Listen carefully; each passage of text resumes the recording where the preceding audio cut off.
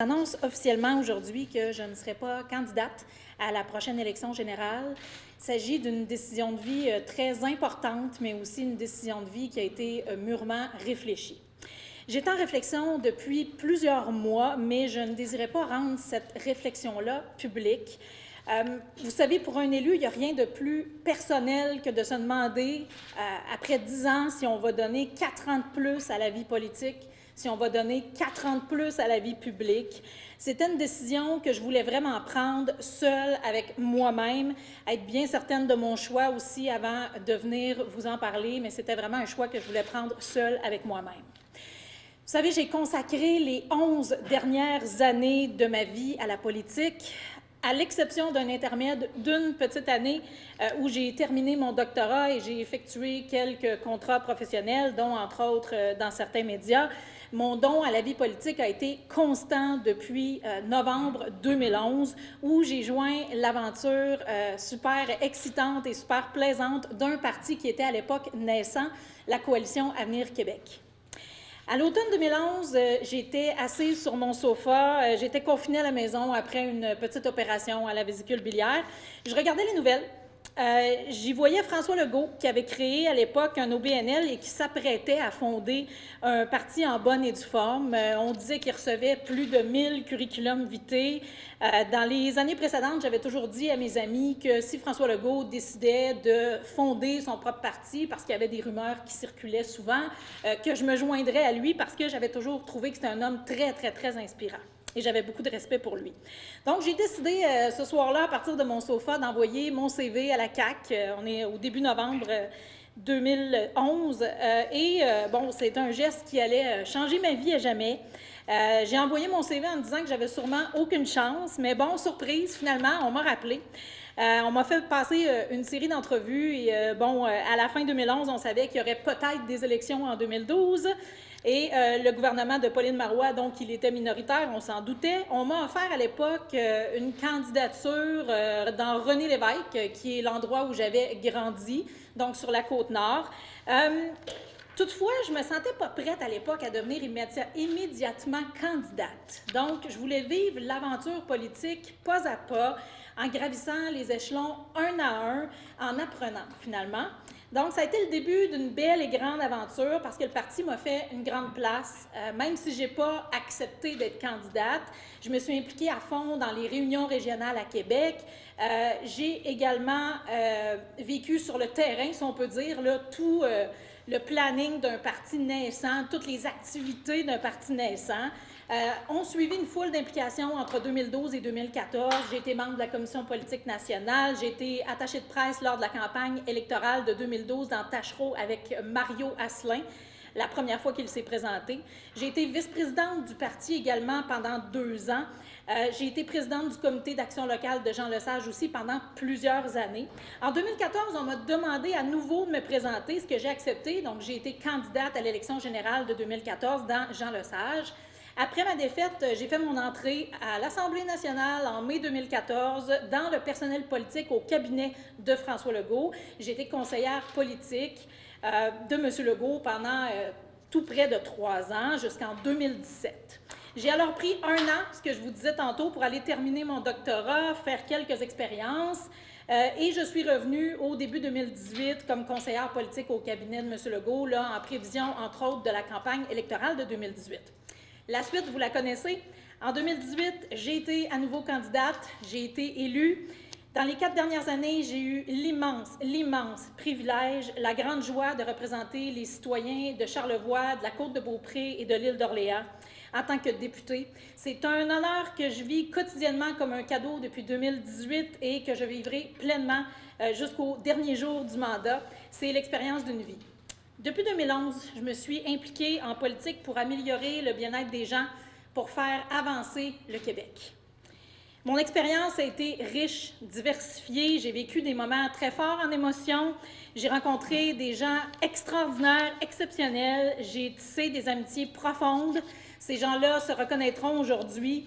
Ils font partie du personnel politique, sont députés aussi avec moi, sont devenus députés dans certains cas. Vous savez, on vit des choses très intenses en politique. Il s'installe un grand attachement avec les personnes qui vivent la même chose. À toutes ces belles amitiés que j'ai tissées dans le parti depuis plus de 10 ans, je dis merci. À tous mes collègues députés, je dis aussi merci. Chaque élu, vous savez, apporte sa propre couleur. Et ça, c'est important de le dire parce que chaque élu a son vécu et chaque élu apporte sa propre couleur en fonction de son vécu. Donc, ça a été un privilège et ça le sera jusqu'au bout de siéger avec vous. Vous m'avez tous beaucoup appris.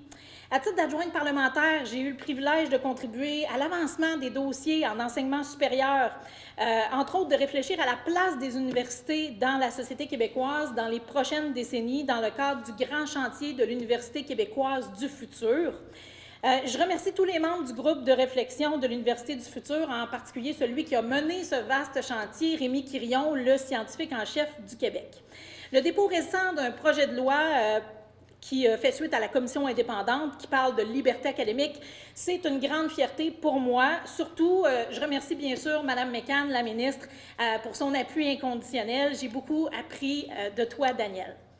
Dans la circonscription, je suis très fière du bilan de notre parti dans les 4 dernières années. J'ai mis tout mon cœur. Personnellement, je me suis beaucoup investie. La perfection n'est pas de ce monde, mais je peux vous dire que j'ai vraiment donné tout mon cœur et tout ce que j'avais. Je remercie mon équipe, Martin au premier chef, qui a été avec moi depuis plusieurs années, mon directeur, qui a été avec moi dans les bons et les moins bons moments à travers certaines tempêtes. Je lui dis un grand merci. Le comté lui doit beaucoup pour son avancement.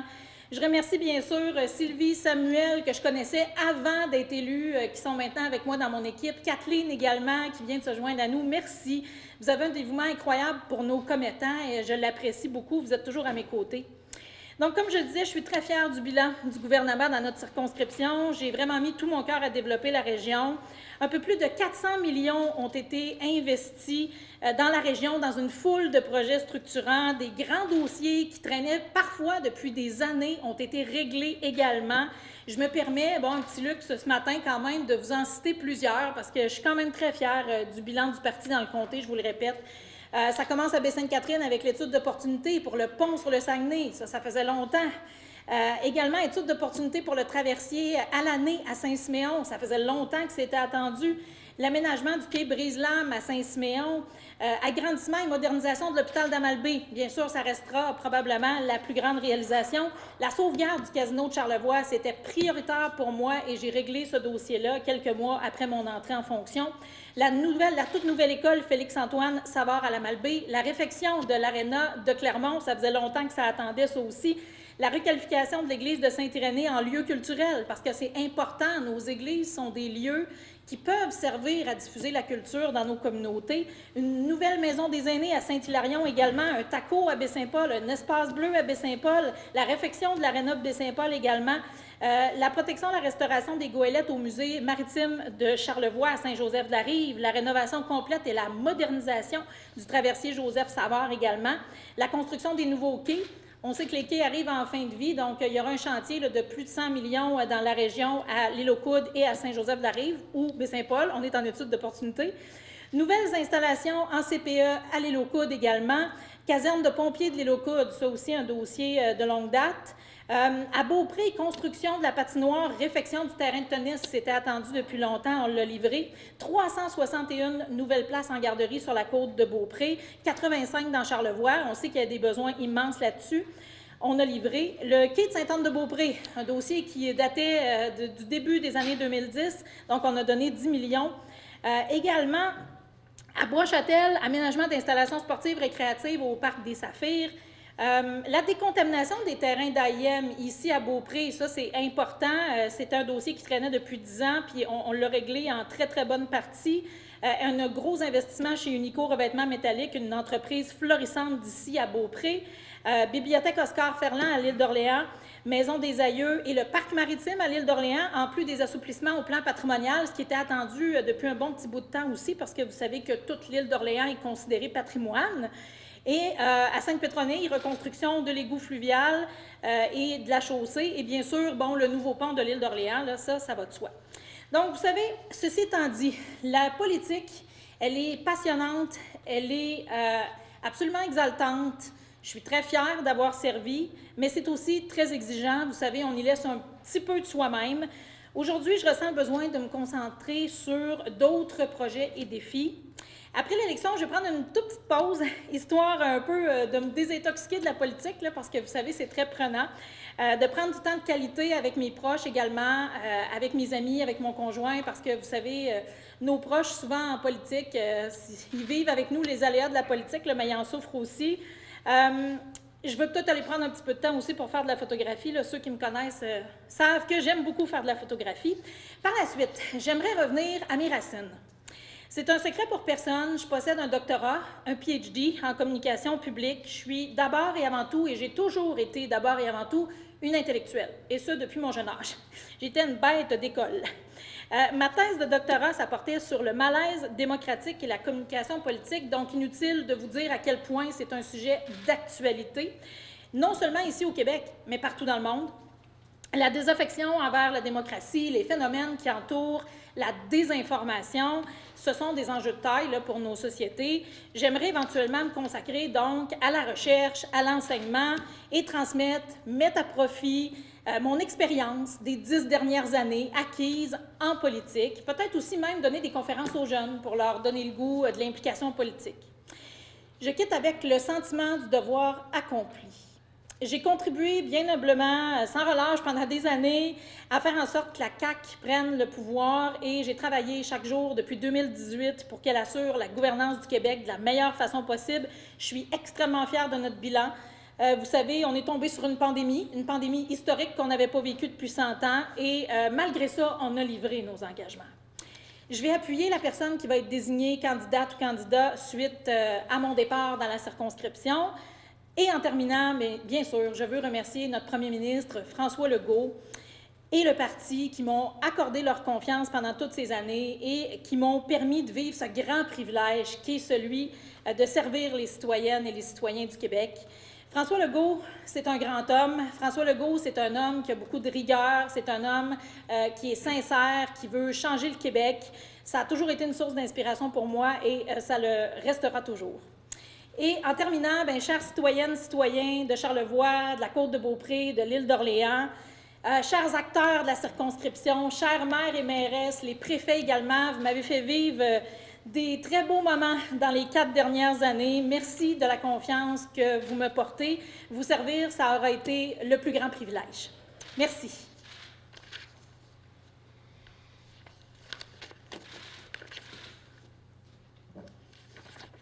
Merci, Émilie. Ce sera maintenant l'heure de la période des questions. Je vous invite donc à vous mettre devant la public là, si vous avez des questions à poser. Je vous demanderai simplement de décrire votre nom ainsi que le média pour vous présenter. Défi de Charlevoix. Vous allez bien? Oui. En décembre, vous reveniez. En avril, vous partez. Quand la décision s'est prise, puis le facteur là? La décision, elle s'est prise tout récemment, mais ça a été le fruit de nombreux mois de réflexion. En fait, quand vous avez posé la question, on était 10 mois avant l'élection, donc on est tous des êtres humains, comme je vous le disais, et cette réflexion-là, je voulais la garder pour moi. Je revenais, mais j'étais en réflexion. Bon, je ne désirais pas partager le fait que j'étais en réflexion parce que ce qui se passe là, quand les médias sortent qu'on est en réflexion, c'est des textos qui arrivent de partout, c'est des appels qui arrivent de partout, c'est tout le monde sur le terrain qui nous accroche, puis là, on se met à faire une réflexion collective. Tu sais, je vous le dis comme être humain, ce qu'on vit là. Fait que c'est certain qu'au début de l'année, dans mes entrevues éditoriales, je réfléchissais, mais j'ai pas fait part de ça publiquement. C'est vraiment la principale raison, je vous l'ai dit là, en toute sincérité, il n'y a pas de controverse ou il n'y a rien. Là. C'est juste que ça fait 10 ans que je donne à la politique. J'ai un PhD, j'ai un doctorat. Puis je désire vraiment pouvoir aller me consacrer à la recherche, à l'enseignement, transmettre cette belle expérience. Voilà. Sentez-vous déçu ou aigri, heureuse? Dans quel état d'esprit? Sentiment du devoir accompli, sereine, heureuse. Voilà, Ah oui. je peux continuer. Ah oui, vas-y. Votre meilleur coup, ça semble être l'hôpital, dans notre partie de la circonscription. Oui, dans la partie Charlevoix, c'est l'hôpital, définitivement. Le TACO à Baie-Saint-Paul aussi, l'Espace Bleu à Baie-Saint-Paul, Maison des aînés. C'est les 4 grandes affaires, je dirais. En santé, Oui, mais c'est là où les besoins sont criants. En santé, les besoins sont criants. Si je n'avais pas adressé cette question-là, je n'aurais pas été connectée avec le terrain. Est-ce que la pandémie, puis on en a déjà parlé souvent, Oui. vous et moi, là, ça n'a pas été facile pour vous, comme pour les autres députés. Ça a-tu un impact ça, dans le choix de la décision en disant, vas-tu Vas-tu continuer là-dedans ou... Non, ça n'a pas eu d'impact parce que ça se serait placé, puis c'est déjà en train de se placer. C'est un mauvais moment là, pour tout le monde. Puis on n'est pas la seule profession non plus à avoir eu des problèmes avec la pandémie. Là. Ça a été un défi pour tout le monde. Mais c'est en train de se placer, puis ça se serait placé. Fait que c'est pas un facteur en tant que tel. C'est vraiment plus sur le nombre d'années. Je suis jeune, là, j'ai 42 ans, mais c'est sur le nombre d'années que j'ai servi. Ça fait 10 ans là, que je donne. Il y en a du temps et des heures en politique depuis 10 ans, 11 ans bientôt. Oui, exactement. Ouais. Ce que nos lecteurs, auditeurs, téléspectateurs vont retenir, c'est que vous partez avec un bilan qui se compare avantageusement à bien des ministres. Puis ça finit comme ça. C'est comme si Wayne Gretzky avait arrêté après sa première saison 50 buts, c'est un peu ça. Merci, c'est flatteur de me comparer à Wayne Gretzky, c'est trop. J'ai fait mon travail du mieux que je pouvais. Je vous dirais honnêtement, j'admire nos ministres. Ma réponse va vous surprendre. J'admire nos ministres parce que c'est tout un engagement. C'est tout un engagement. Se promener partout sur le territoire, dans leur dossier, c'est difficile, ils prennent beaucoup de chaleur. Moi, je ressens le besoin, après 10 ans, de dire je tourne la page sur la vie politique. C'est tout. Il n'y a rien d'autre à... Il ne faut pas chercher, il n'y a pas de frustration, puis on ne m'a pas dit que je ne serais pas ministre, là, puis c'est pas, il n'y a rien, il n'y a pas d'histoire en dessous de ça. Oui, c'est bon. Bonjour. Vous avez vécu l'envers du décor de la politique pendant des années, vous avez joué dans le film de la politique dans les 4 dernières années. Quel constat vous faites sur nos institutions démocratiques, Mme Foster? Parce qu'on en a déjà parlé, puis on vous a déjà entendu en parler aussi, là, vous êtes assez critique là-dessus. Oui. Là, vous avez été sur le siège, là, assis. Qu'est-ce que vous faites comme constat? Est-ce que toutes nos institutions sont encore à jour et qu'est-ce qu'on pourrait faire pour les réformer? Le Parlement ne sera jamais passé date. Est-ce qu'on peut en dépoussiérer les règles? La réponse est oui. Mais le Parlement en soi, là, qu'est-ce qu'on ferait sans Parlement? Je veux dire, on ne peut pas mettre le feu dedans puis diriger la société de la rue. Ça nous prend des institutions démocratiques. Notre Parlement, il a 200, nos traditions parlementaires ont 230 ans d'histoire là, au Québec. Il ne faut pas l'oublier. Ça remonte à avant la création officielle du Canada et tout ça. Donc, on a des traditions parlementaires. Notre Parlement, c'est ce qu'on a de plus précieux pour notre démocratie. Maintenant, est-ce qu'on peut en dépoussiérer les règles? Probablement parce qu'on est passé d'une époque où on était dans le bipartisme et on a basculé de toute évidence dans le multipartisme. Bon, premier constat. Donc, un Parlement doit évoluer avec sa société aussi. C'est important. Nous, on a présenté des projets de réforme pendant le mandat. Les autres partis aussi ont présenté des projets de réforme. La pandémie est venue un peu couper court à tout ça, mais il y avait des discussions pour des réformes. Par exemple, est-ce qu'on peut penser à la création d'une chambre citoyenne où est-ce que les députés, qui appartiendrait uniquement aux députés, ou est-ce que les députés auraient plus de temps pour les pétitions, pour les dépôts de projets de loi, pour examiner des commissions qui ont porté des conclusions également, parce que souvent, ça passe sous le tapis puis ça va vite. Est-ce qu'on peut mieux concilier travail et famille? Parce que je vois plusieurs de mes collègues qui ont de la difficulté, des jeunes mamans, des jeunes papas qui ont de la difficulté à concilier tout ça. Est-ce qu'on peut accorder, par exemple, un congé de paternité, de maternité? C'était des choses qui se discutaient dans le cadre d'une possible réforme. Est-ce qu'on peut aussi augmenter le rôle des députés, entre autres à ce qui a trait à la reddition de compte de tout ce qui est ministères, organismes gouvernementaux. Donc ça pourrait, je pense, augmenter ou bonifier le rôle des députés également. Donc, il y a un paquet de pistes qui peuvent être suivies, mais chose certaine, le Parlement, il n'y a pas passé date. C'est juste qu'il faut qu'il s'adapte. Il faut que, je pense, il y ait certaines règles qui soient ajoutées, qui changent, comme ça se fait partout. La dernière réforme date de 2009. Mais elle a été pas très en profondeur, je dirais, mais je pense que là, actuellement, les discussions qui avaient lieu entre les partis avant la pandémie, je pense que dans le prochain mandat, là, ça devrait aboutir absolument. Et pour ça, bien, on le sait, là, pour que ça change, il faut que tous les partis s'entendent ensemble. Mais je crois que les discussions doivent continuer et aboutir dans le prochain mandat. Quel constat vous faites de la place des femmes en politique? Parce que autant dans l'envers du décor, dans le cabinet, que comme député. La place des femmes en politique, ça s'améliore. Je dirais, c'est pas encore parfait, mais ça, c'est tous les partis, c'est la politique en général. Probablement, vous iriez en Ontario, on vous dirait la même chose. Vous iriez en Europe, on vous dirait la même chose.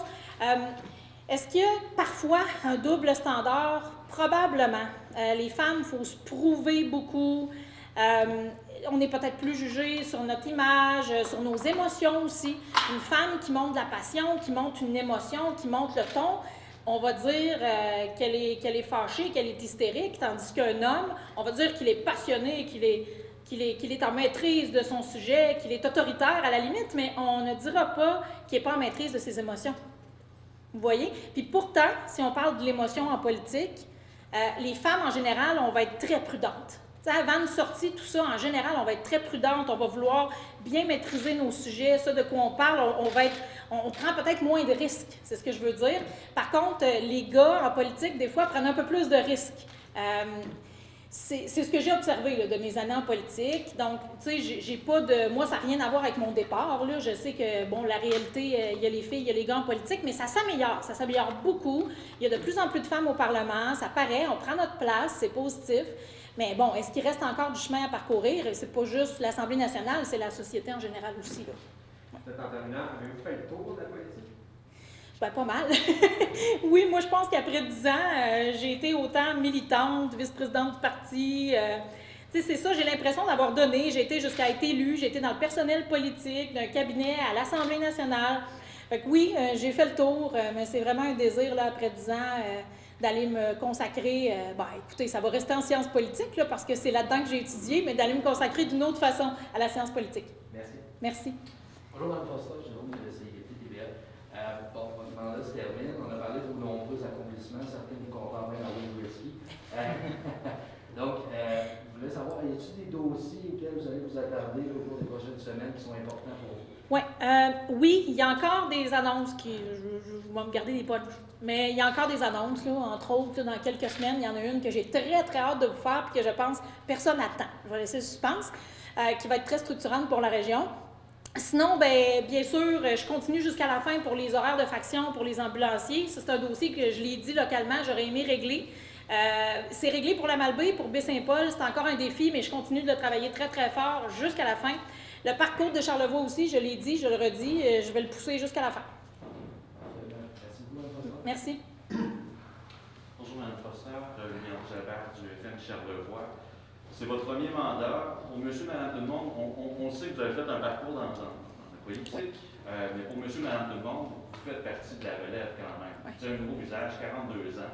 Avec le bilan que vous présentez, vous quittez maintenant.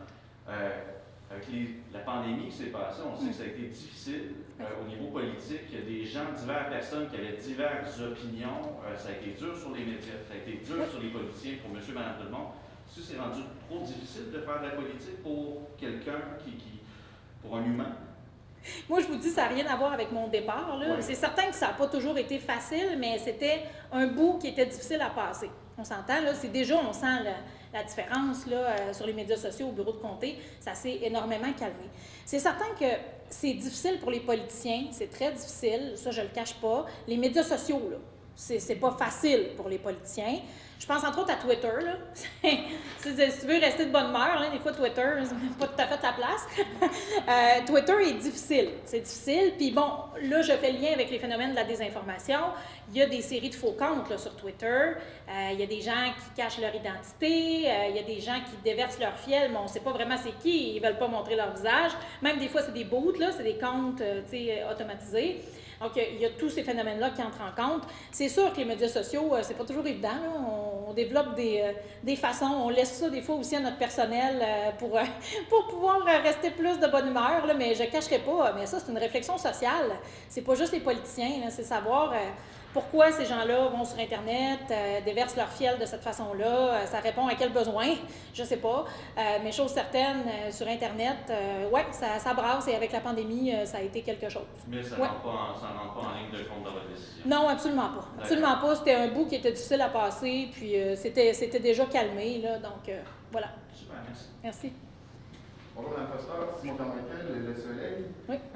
Vous avez beaucoup travaillé sur l'aspect théorique ou académique de la démocratie. Oui. Vous avez goûté à l'aspect plus parlementaire de la chose. C'est quoi le plus gros clash entre les deux selon vous? Parler le clash entre... Entre l'aspect académique et la pratique en tant que tel. Oh mon Dieu, le plus grand clash entre l'académique puis la pratique. Dans quel sens? Je veux juste être sûre de bien répondre à votre question. C'était quoi vos attentes quand vous êtes lancé? Ah, OK. Dans ce sens-là, oh mon Dieu. Ben, j'ai toujours aimé concilier les deux parce que, comme je le disais, je suis une intellectuelle. Donc, d'un côté, j'aimais l'étudier, j'aimais faire de la recherche, ce que j'ai fait dans le cadre de mon doctorat. J'ai eu des charges de cours également. Mais de l'autre côté, il n'y a rien comme de la vivre, pour le connaître, tu sais, pour la connaître, là, la vie politique.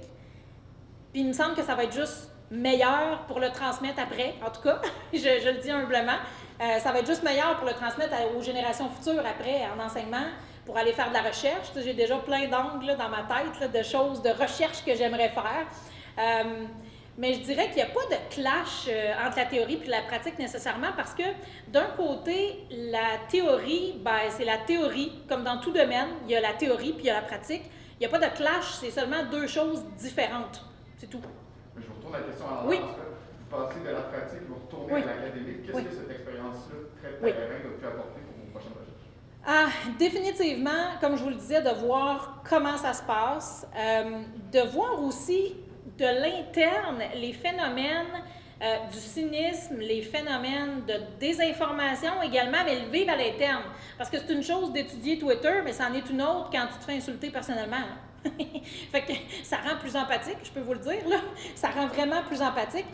C'est clair que je pense que la recherche que je ferai dans le futur sera probablement plus empathique et plus connectée également, là. Mais c'est un peu ce que je dirais que ça apporterait, là. Puis bien sûr, pour l'enseignement, ça va de soi. Je vais pouvoir raconter ce que j'ai vécu aux étudiants, là. Ouais. Vous avez dit que vous alliez appuyer la prochaine personne qui allait se présenter. Est-ce que vous allez continuer à militer? Est-ce que vous allez faire campagne à l'automne avec cette personne-là? Oui, bien, naturellement, la personne devra prendre sa place. Là. Je ne serai pas toujours à ses côtés à tous les jours, on s'entend. Mais bien sûr, là, je viendrai m'impliquer ici et là, mais je veux que la personne prenne sa place sur le terrain aussi, là, naturellement. Mais oui, je serai là, Merci. assurément. Est-ce qu'il y a d'autres questions? J'ai l'impression qu'on ne l'a pas posé, mais est-ce qu'il y aurait peut-être une possibilité d'un retour éventuellement dans la scène politique, là, que ce soit comme attaché de presse, comme vous avez vu, ou n'importe quoi, ou conseillère politique, ou vous Non. représenter éventuellement? C'est vraiment terminé? Oui, c'est fini. Super. C'est fini. 10 ans, bientôt 11, là. C'est fini. Merci. Y a-t-il d'autres questions?